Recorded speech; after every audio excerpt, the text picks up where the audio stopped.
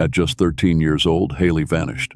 No trace, no goodbye, just silence. But her voice never left her father's heart.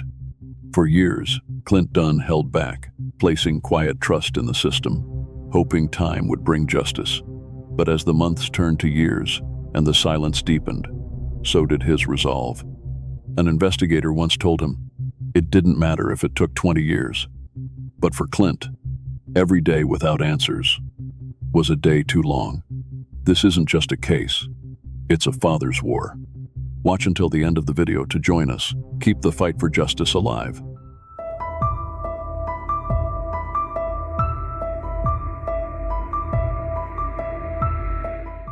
In a quiet corner of Texas, where Colorado City sat with fewer than 4,000 residents, Haley Dunn grew up surrounded by familiar faces and small-town warmth. It was the kind of place where neighbors remembered your birthday, and Clint Dunn, Haley's father, remembered every sparkle in his daughter's eyes. She was a tomboy at heart, yet drawn to all things shiny and sweet. Billie Jean, her mother, often spoke of Haley's wide smile and contagious laughter. But for Clint, it was the quick wit and fierce independence that defined her. Haley wasn't just bright, she was electric. Always the first to speak up, quick with a joke, never out of step in a cheer routine or off-tempo with her saxophone. By 8th grade, she had already carved out her place on the volleyball, basketball, and softball teams, fearless, focused, and full of promise. When Clint and Billie separated, Haley went to live with her mom and her boyfriend Sean Adkins on Chestnut Street. But the street separating Clint's house from theirs never felt like a distance to her. Haley would cross it almost daily, sometimes just to say, "Good morning," other times to linger over dinner or fall asleep on her dad's couch. Clint never had to wonder if he'd see her. She always came home, until the day she didn't. Christmas Day, 2010, had been full of light for Haley.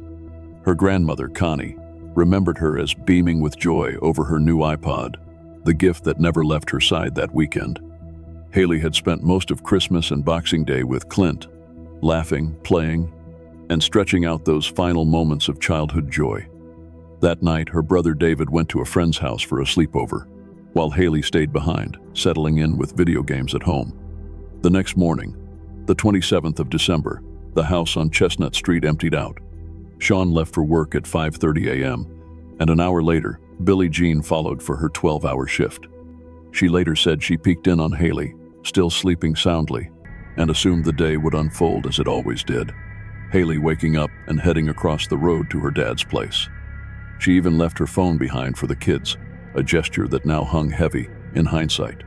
Sean claimed he quit his job that morning after a disagreement with his boss, then drove to his mother's in Big Spring before returning to Colorado City near 3 p.m. But by then, something had already felt off. Clint, who was used to hearing Haley knock on his door every single day, without fail, waited. But the knock never came. The silence wasn't loud at first, just long enough to stir unease. The afternoon sun crept low over Chestnut Street, casting long shadows across the pavement. Inside the quiet house, a single message was sent from Billie's phone, just 3 letters, WID, a simple check-in perhaps, but it never received an answer. The silence that followed would stretch far longer than anyone expected. By early evening, Sean was behind the wheel again, picking Billie up from the hospital after her shift. They returned to a house that felt untouched. No music, no shoes kicked off by the door, no Haley curled up on the couch with a bowl of snacks and a sarcastic comment. Just an eerie kind of stillness.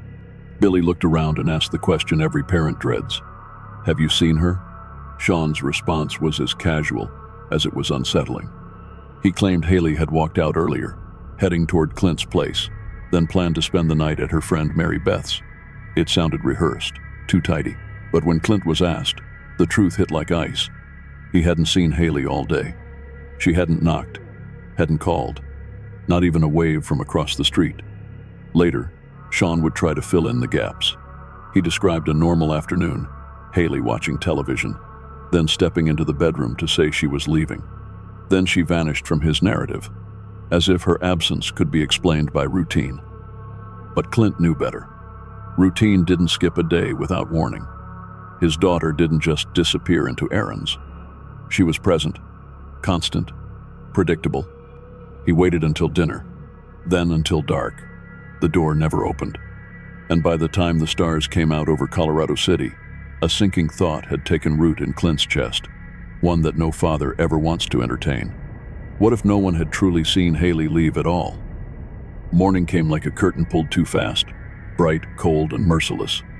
Clint waited for that familiar shuffle of sneakers on gravel, for the knock he could almost hear in his head. But Haley's door never opened. Across town, Billy picked up the phone and called Mary Beth's parents. The response landed like a fist. Haley had never shown up, not even for a minute. Clint stood in her room later that day. Everything was in its place, her clothes, her iPod, even the little bag she always packed for sleepovers. It was all there, untouched, as if she'd left only for a moment and meant to return. But nothing about it felt temporary. He didn't need a detective to tell him this wasn't a teenage tantrum. This was a disappearance. Billy took to the neighborhood, knocking on doors with increasing desperation. She tossed out possibilities. Maybe Haley ran off after a bad mood, or someone had picked her up off the street. Clint heard these speculations from a distance, but to him, they all rang hollow. Haley didn't just vanish into wind and rumor. Someone somewhere had made sure of that. That afternoon, a missing persons report was finally filed. Authorities, following protocol, called it a runaway. Clint nearly snapped at the word. Haley wasn't the kind of kid who disappeared to make a point. She was grounded, routine, loyal. The community rose up in protest, and within hours, the case was reclassified. Flyers went up. News vans pulled in. Search parties formed. Clint led his own search, one not drawn on maps or schedules. Dumpsters, creek beds, shadows, between houses.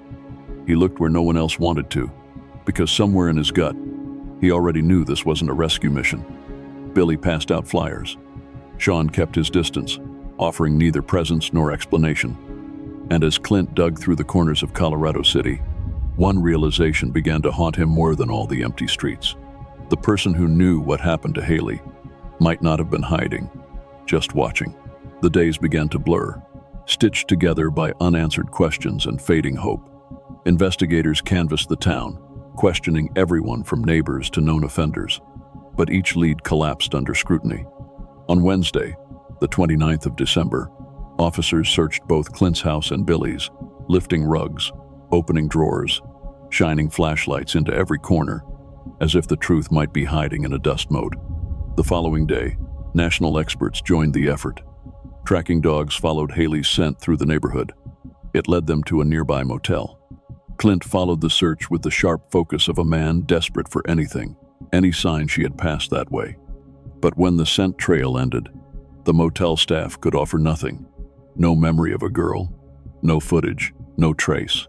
Room after room was checked, but Haley's presence evaporated like a rumor in wind. The trail had stopped cold. Then came New Year's Eve.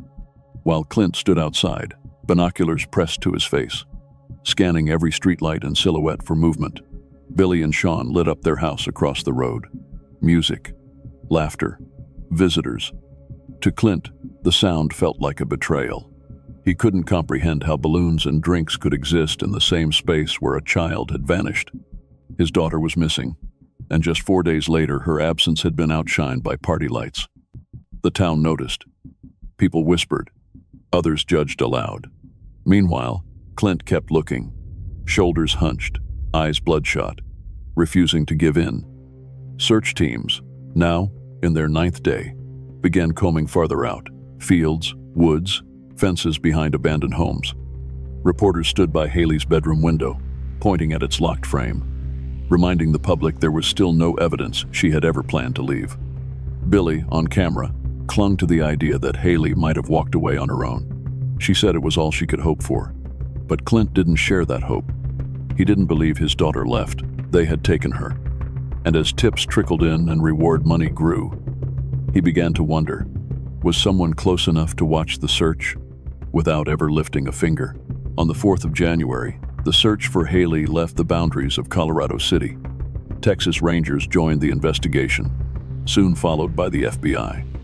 Her face, once just a school photo on the fridge, now stared back from over 100 billboards across Texas and neighboring states. When the story reached Nancy Grace, the nation tuned in. Clint watched from a distance, not the screen. He was at the station, speaking with law enforcement, doing everything he could to stay in motion while the rest of the world talked. Billy appeared on national television, her answers clipped and uncomfortable under pressure. Nancy was relentless. The internet exploded. Rumors began to swell around everyone involved, including Clint. Some strangers accused him, simply because he cared too loudly. He heard it all, but didn't respond. What mattered was Haley, not damage control, not defending himself. On the 5th of January, Billy asked Sean to leave the house. It wasn't the first time. Their fights came and went like weather fronts, loud, unpredictable, and rarely acknowledged afterward. But now, under scrutiny, each argument took on a different weight. Reporters began to peel back layers of the family's private life. Behind the polite smiles and rehearsed interviews, there was dysfunction, tension, and unease that Haley had been forced to navigate daily. To outsiders, Haley's home life might have looked ordinary. 2 kids, a working mother, a stepfather who smiled for photos. But the closer people looked, the more cracks they saw. What had seemed like teenage moods and missed curfews now hinted at something deeper, harder to name. And Clint, piecing together the fragments of his daughter's final days, began to ask himself a question no parent ever should. What had Haley been protecting? And who had she been afraid to tell? Long before Haley vanished, whispers about her home life had already begun to circulate. Reporters, digging through old leads, spoke of parties that stretched late into the night and of alcohol that flowed too freely for a house with children. From the outside, the Dunn household looked like any other in Colorado City. But behind closed doors, something always felt slightly off, too chaotic, too loud, too unpredictable for a teenage girl trying to find stability. It turned out Billie Jean and Sean had already drawn law enforcement's attention. 10 months before Haley disappeared, both adults had dialed 911 during a heated domestic dispute. The calls were messy, fragmented, full of accusations, interruptions, and fear. Billie claimed Sean had threatened her with chilling intent, saying what he would do to her would be remembered for a long time. Sean, in turn, accused her of overdosing in despair after she filed the report. When police arrived, they found the pair combative, defensive, and unwilling to calm down. Yet, days later, they reconciled. As they always did, Sean moved back in, and the cycle of volatility resumed. Billie would later claim Haley didn't see Sean as a parental figure, more like a peer she tolerated. But those close to Haley told a different story. They said she feared him, that she didn't trust him, that she had told her grandmother, Connie, she didn't feel safe in the house when Sean was around. She would whisper that she'd seen his shadow standing outside her bedroom door at night, and that she prayed he wouldn't come inside while she slept. When detectives asked both Billie and Sean to take polygraph tests, they agreed, but the results were inconclusive. Both were under the influence of substances during the first round. Billie insisted it was just medication for anxiety, prescribed by her doctor. Still, the doubt lingered, because Clint couldn't stop asking himself, if Haley had been afraid in her own home, why hadn't anyone listened sooner? When it came time to face the polygraph machine, Sean Adkins unraveled. He walked out of testing not once, but twice. On the 3rd try, he managed to finish only the first stage before claiming he felt hunted, trapped by an investigation he insisted had already made up its mind. But just before storming out again, he let something slip 2 words that would cling to Clint's thoughts for years. Scurry County. That's where he thought Haley might be. And when asked who investigators should focus on, he didn't hesitate. Both of us. Those answers, at least, came back as truthful. Yet no explanation followed. No elaboration. No sense of urgency or remorse. Sean vanished from the interview room as easily as he'd dodged questions for days. Meanwhile, Billie completed her 2nd round of testing, but the results weren't much better. Indicators of deception appeared in multiple answers. She blamed medication, an anti-anxiety prescription, she said. Clint didn't argue that. He just sat with the silence it left behind. Soon after, Billie made a public plea. Standing in front of news cameras, Her voice trembled as she addressed Haley directly, telling her how deeply she was loved and missed. She begged anyone with information to bring her daughter back, even if it meant leaving her anonymously in a church or school. She said she couldn't handle not knowing, that she cried for Haley every day. But as Clint watched, something didn't sit right. She said people were calling her a liar, accusing her of hiding something, of not cooperating with law enforcement. And then she did what Clint had feared most. She shifted the story. She turned the focus toward herself, defending her name instead of focusing on their daughter. It was subtle, but to Clint, who had dug through trash and wandered abandoned fields for days, it felt like a betrayal dressed in concern. And in that moment, Clint found himself staring at the screen, not as a grieving father, but as a man wondering if the camera was the only thing keeping the truth from breaking wide open. As the months dragged on, Colorado City moved in and out of silence. Vigils flickered through the cold, breath visible in the air as neighbors lit candles and whispered prayers. Search efforts persisted, though the freezing wind often turned them back before they could cover any ground. Still, Clint never stopped. The local police finally changed their tone. At a press conference, they admitted what Clint had known in his bones. Haley wasn't just missing. She might be in danger, or worse. Investigators began digging deeper. They pulled cell records, bank statements, work schedules. Sean's alibi unraveled first.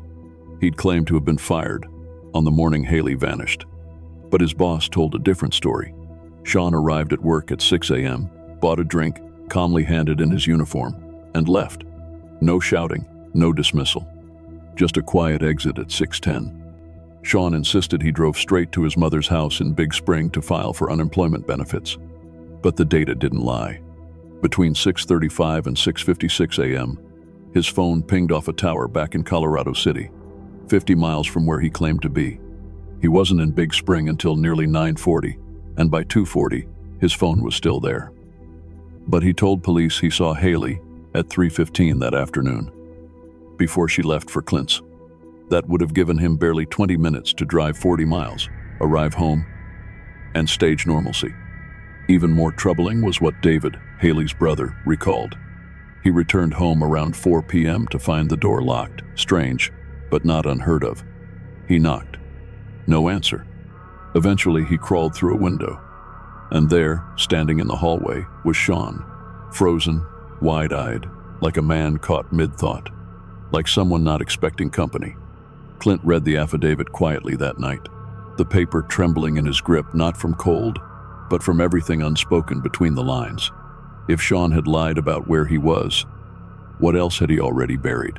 Haley's uncle quietly recounting a strange conversation he once had with Sean. They were talking about children, about how unthinkable it would be to harm one. Sean's reply? It's like killing a deer. That comparison, the coldness, the distance in it, landed like a punch Clint hadn't seen coming. As the investigation deepened, financial records revealed something else. On the night of Haley's disappearance, Sean had picked up Billy from work. The two made 2 separate ATM stops, withdrawing $140 in total. When questioned, Billy said it was for groceries and gas. But detectives traced those funds to the purchase of narcotics. The thought that drugs had entered Haley's home, been handled near her, maybe even while she was still inside, tightened Clint's chest with rage.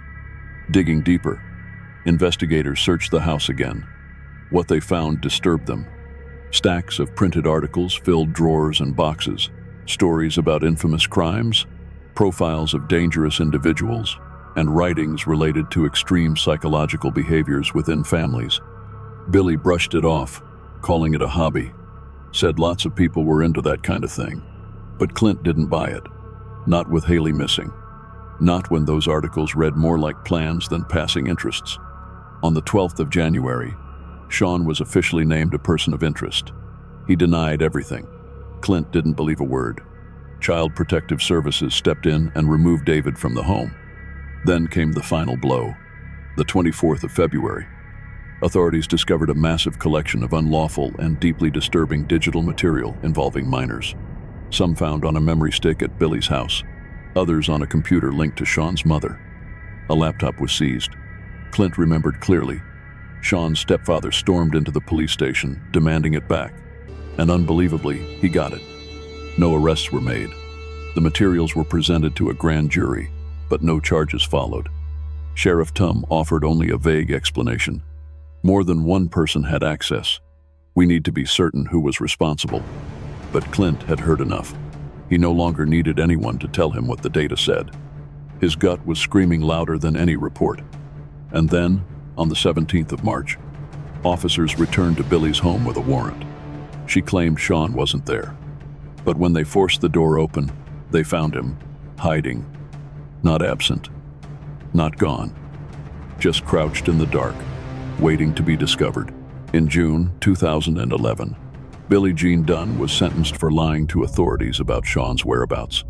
The punishment was light, 90 days in jail, suspended, plus a year of probation.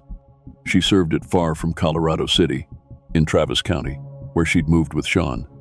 The distance wasn't just geographical. It mirrored a growing gap between those who still clung to hope and those trying to disappear into new lives. By 2012, the couple had separated. Billy eventually admitted to believing Sean might have played a role in Haley's disappearance. But for Clint, those words arrived far too late, uttered after years of damage had already been done. He had walked every block, called every name into the wind, and now he had to sit through silence again. The searches thinned. Leads came and went like dying sparks. Another year passed, another vigil, another unanswered prayer.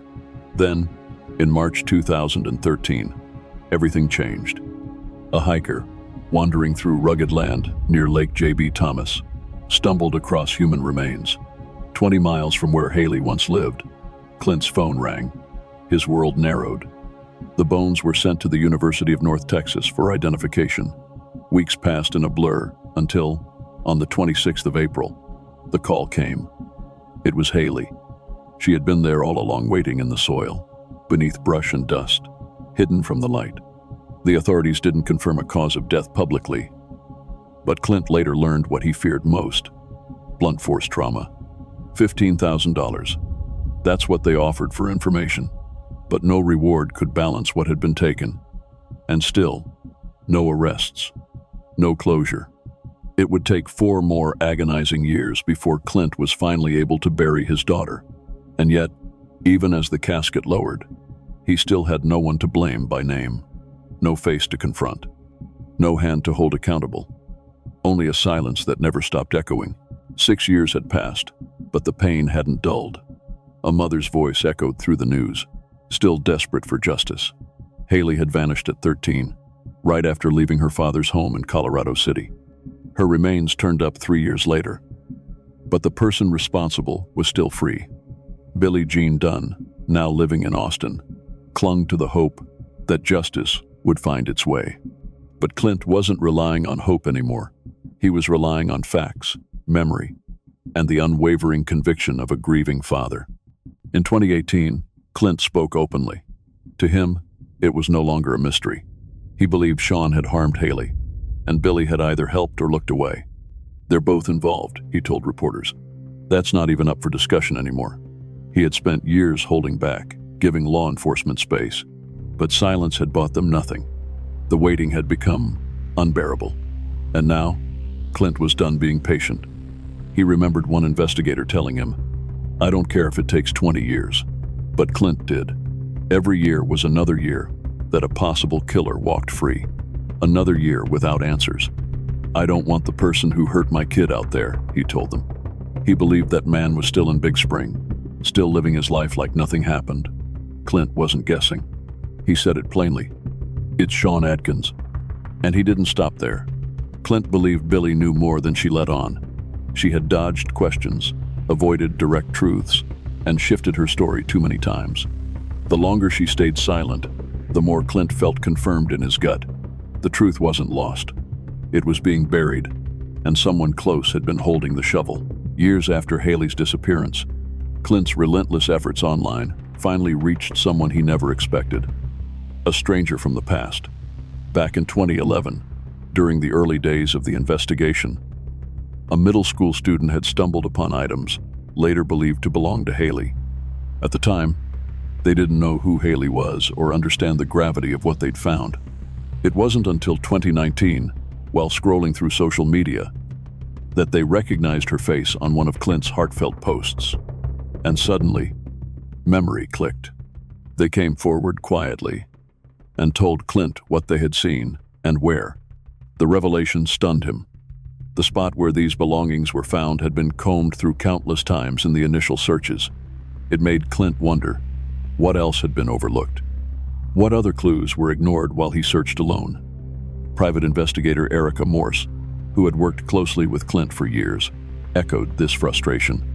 She claimed officials had gone silent after Haley's remains were found. No callbacks, no updates, just a void where answers should be. But silence didn't mean safety. In October 2019, Erica began receiving disturbing messages from women in West Texas. Accounts of online harassment from a man calling himself Casey. It wasn't just any name. It was Sean Adkins' middle name. Erica asked for proof, and what came back was damning. Photos, videos, all confirming it was him. She even went with one victim to report it in person, but the police dismissed the woman as a liar and turned them away. It was a moment that drove Erica to publish an open letter, pleading for action. She warned, if Sean wasn't stopped soon, more women would suffer. But that warning, like so many others, was left to hang unanswered. And so Clint waited again, not knowing that the most crucial twist in the case was just around the corner. In May 2021, a call Clint had waited over a decade for finally came. The Mitchell County District Attorney reached out, asking for a meeting with him and Erica Morse. Clint sat across the table, heart pounding, as they were told the unimaginable. Haley's killer would be arrested within weeks. He barely breathed. After 10 years of searching, of pleading, of walking in circles around truth and silence, this was the first time justice had a date. And just as promised, it happened. In June, the announcement swept through Colorado City like a wave of long-delayed reckoning. Sean Casey Adkins, arrested and charged in connection with the tragic death of 13-year-old Haley Dunn. For Clint, the words didn't land like triumph. They landed like thunder. This was the moment he had lived for, fought for, and dreaded, because confirmation brought no comfort. It only reinforced the nightmare he had never escaped. The town erupted with emotion. Residents stood in disbelief, some weeping, others numb. They had waited for this as long as Clint had. District Attorney Ricky Thompson had worked with the Texas Rangers Unsolved Crimes Unit to build the case. A DNA sample was obtained, a warrant issued, and Sean was finally behind bars. Billie Jean reacted with quiet resignation, saying she wasn't shocked. "You'd hope it wasn't him," she admitted. "But I'm not surprised." But even as the arrest was made, secrecy remained. The public couldn't access the full warrantum. Texas law blocked release due to the case involving the death of a child. Clint knew better than to expect transparency. He had learned, the hard way, that justice may knock, but it doesn't always open the door wide. And though one arrest had been made, the full story still waited in the dark, unfinished, unresolved, and far from over. It's been 10 days since the full arrest affidavit was requested, yet only a partial warrant has surfaced, just enough to confirm that Sean Adkins has been formally charged, but not enough to explain why it took so long. The silence from Mitchell County leaves more questions than answers. But for Clint, and for every parent still waiting, the truth was never on a piece of paper. It was in the empty chair at dinner, in the backpack that never came home, in the quiet ache that never leaves. Even now, Clint Dunn admits, there are no words big enough to hold the grief, no sentence sharp enough to cut through the silence that swallowed Haley's case for years. All he can do is keep showing up, keep reminding the world that behind every headline is a heartbeat, that justice delayed is not always justice denied. If someone fights loud enough, he doesn't seek applause. He never wanted attention. He wanted his daughter. And when that was taken, he gave everything else to make sure she wasn't forgotten. Erica Morse called him a blueprint. a template for every parent who refuses to be silent in the face of loss. And he is, because Clint didn't just hold on to hope, he became it. So if you're listening, whoever you are, wherever you are, remember this: justice may sleep, but it never forgets, and neither do fathers who loved too fiercely to ever let go.